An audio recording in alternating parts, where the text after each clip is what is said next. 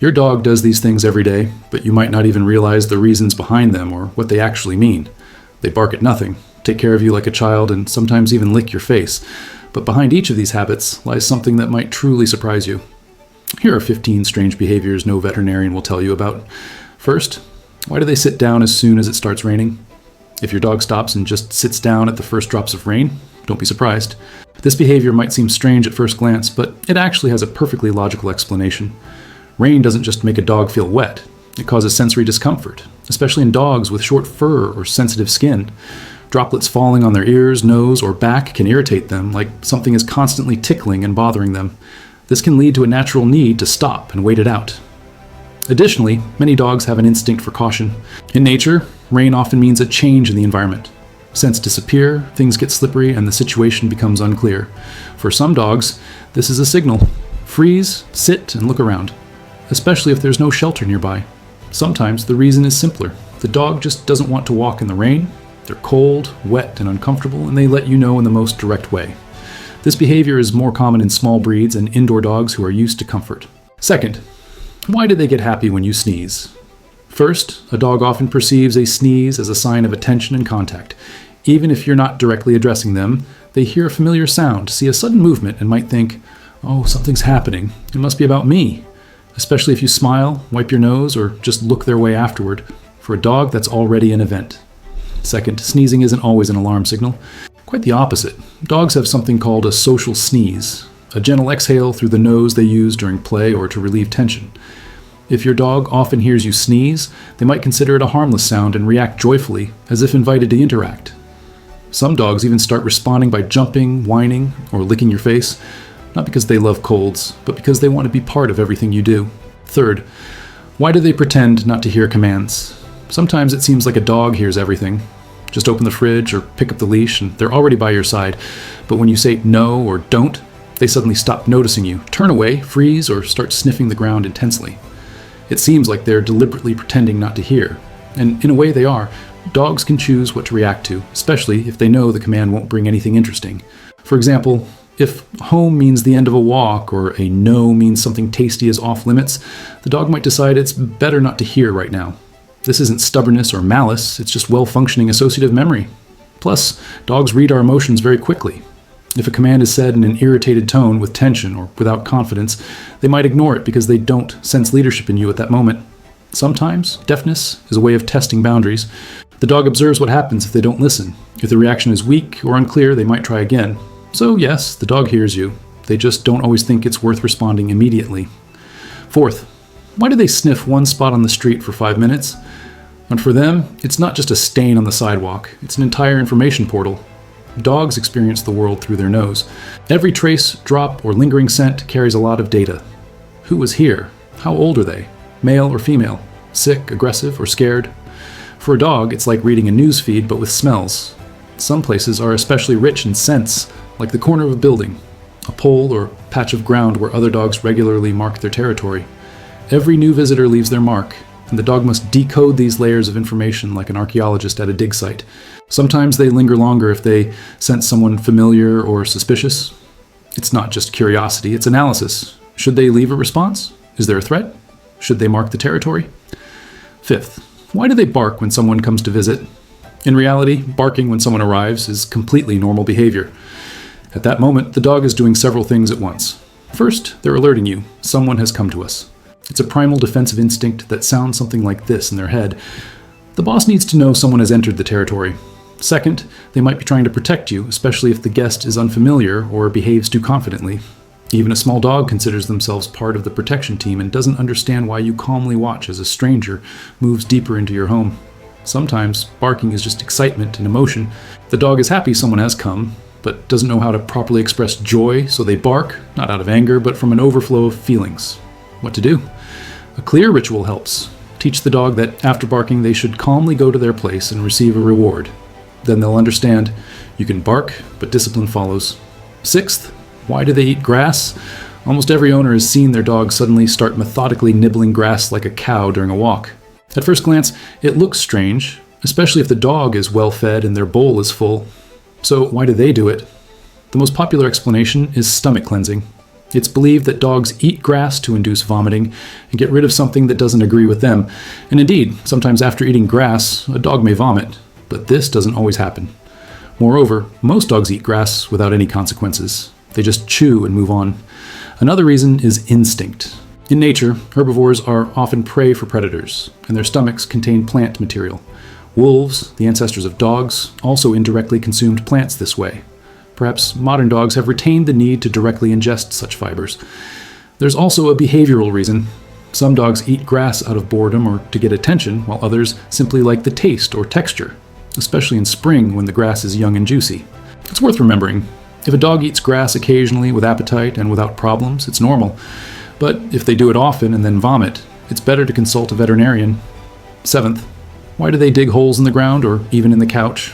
Some breeds have an innate tendency to dig. For example, terriers and dachshunds were bred to work in burrows.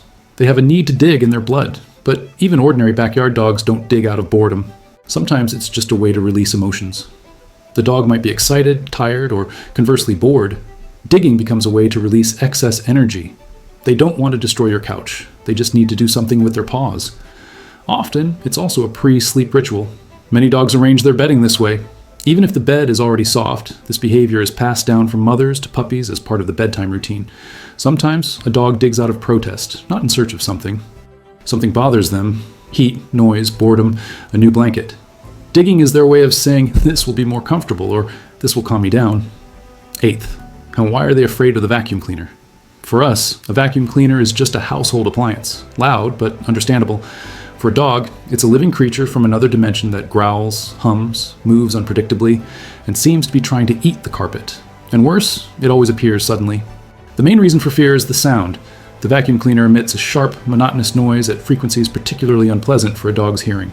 Add vibrations, a cord, wheels, and a suction tube that moves and hums, and you have the perfect monster to be afraid of. The second reason is the lack of logic in its movements. The vacuum cleaner moves around the house, changes direction, and suddenly turns on and off. For a dog, it has no face, no smell, and no predictable behavior, so it can't be read or understood. And finally, your reaction. If you yourself turn on the vacuum cleaner nervously and in a hurry every time, the dog senses it. They think, if even you are tense, something must be wrong. 9th, why do they twitch in their sleep? Seizures? Is something wrong? Actually, everything is fine. Such twitches are part of normal sleep. Just like humans, dogs have deep sleep phases and REM, rapid eye movement phases. It's during REM that the brain's sleep activity is activated. The dog might be dreaming, reliving a walk, playtime, a meeting with you, or even chasing a pigeon. Twitching paws, tail, or muzzle are physiological signs of sleep, something like a motor test. The brain sends weak signals to the muscles, which react even though the body is resting. Puppies and older dogs twitch most often. Their sleep phase is more active or less stable. In some dogs, this happens regularly and looks very pronounced. 10th, why do they stretch? You've definitely noticed. A dog wakes up and immediately stretches. Front paws forward, rear end up, sometimes with a slight bow and a yawn. Stretching in dogs isn't just about loosening muscles. It's a whole ritual that says more than it seems. First, it's a physiological need. After sleep, muscles become less elastic and the dog warms up their body before moving. This is especially important for active breeds. Stretching helps avoid tension and wake up the joints. But there's a more interesting reason. In the dog world, stretching is a social signal. This movement resembles what's called a play bow, a position in which the dog invites play. If they stretch when they see you or run up after stretching, it's not just a warm-up. It's their way of saying, "Hi, I'm glad to see you." Stretching is also linked to emotions. After stress, anxiety, or long waiting, a dog might stretch to release tension. It's a bit like our deep breath or yawn. 11th, why do they start howling along with music or sirens? Dogs are descendants of wolves, and for wolves, howling is a way to communicate over long distances, like a radio station for the pack. "I'm here, everything's fine, we're going there."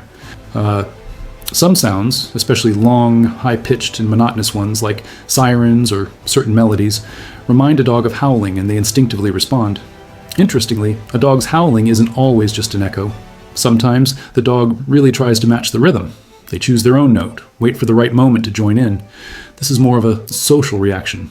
I'm also taking part. I'm part of the team.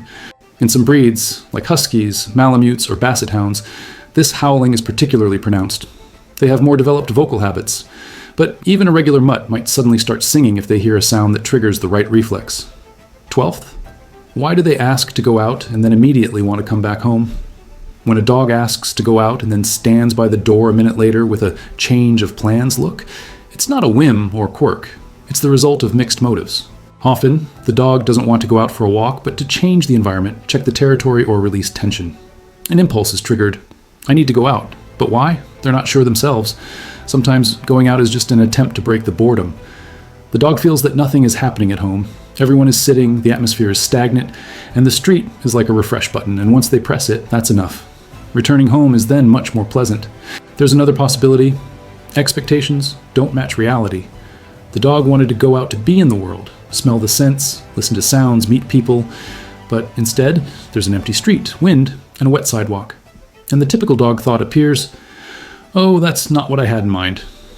And sometimes, this really happens, the dog is just checking if the door is accessible, especially in homes where doors are rarely closed.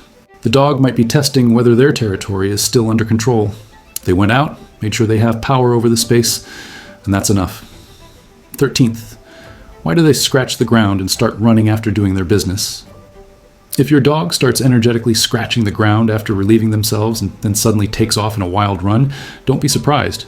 It's not a quirk or burst of joy, but a fully sensible, if a bit theatrical, behavior. First, scratching the ground isn't an attempt to bury anything. Dogs have special scent glands in their paws. When they scratch the ground, they leave a scent mark, telling others, oh, I was here. This is my spot. For confident or territorial dogs, it's like signing a document, and the sudden sprint afterward is emotional release. The act of relieving themselves is a vulnerable moment for many dogs, and once it's over, there's a release of tension in the form of an energy burst, often with jumps, zigzags, and a wild look. Among dog lovers, this phenomenon even has a name: post-poop zoomies. There's also a simpler explanation. The dog feels light and good, so they're happy with their whole body. What would be a smile for us manifests in them as a wild sprint around the yard. 14th, why do they bark at nothing? Dogs have much sharper hearing and sense of smell than humans. They can pick up high frequencies, barely audible rustles, footsteps behind a wall, or the scent of an unfamiliar animal that you can't even detect. This means that what seems like emptiness to you might be full of stimuli for a dog. Barking in such moments is a reaction to an impulse that simply isn't accessible to your senses. Sometimes a dog might also bark at moving shadows, reflections, or flickering light, especially in the evening. They don't perceive this as something abstract, but as a potential threat or unknown object that needs a response. There's also a behavioral factor, especially in anxiety-prone dogs. For them, it's important to mark everything that seems suspicious, even if it's just silence. It's a kind of warning. I'm on guard. I hear you. Don't come closer. 15th. Why do they take care of you like a child? Dogs see their humans not just as owners, but as members of their social group, often the most vulnerable ones. Especially when you're sick, quieter than usual, lie down longer, or suddenly start crying. For a dog, this is an immediate signal. Something's wrong with my human. Interestingly, studies show that dogs can recognize emotional states from facial expressions and even from scent. When you're stressed, your body releases different chemical substances. The dog senses this. They might lie closer, look into your eyes, or lick your hands or cheek. It's their way of calming you, just as they would with a puppy or another pack member. 16th. Why do they lick you?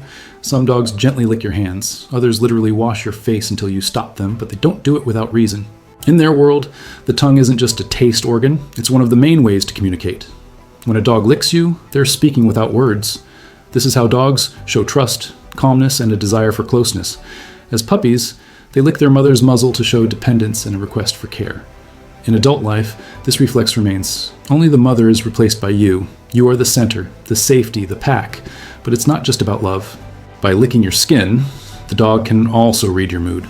In a stressed human, the chemical composition of sweat and skin changes, and the dog senses this perfectly. If you're tense, they might come and touch you with their tongue, as if saying, I'm here, calm down. Sometimes licking is a way to get your attention. You're staring at your phone, you're sad, you're looking elsewhere. A light touch of the tongue, and you're back in the present moment with them. And of course, there's the simplest explanation. You just smell nice, but even then, it's more than taste. It's tenderness, contact, attachment.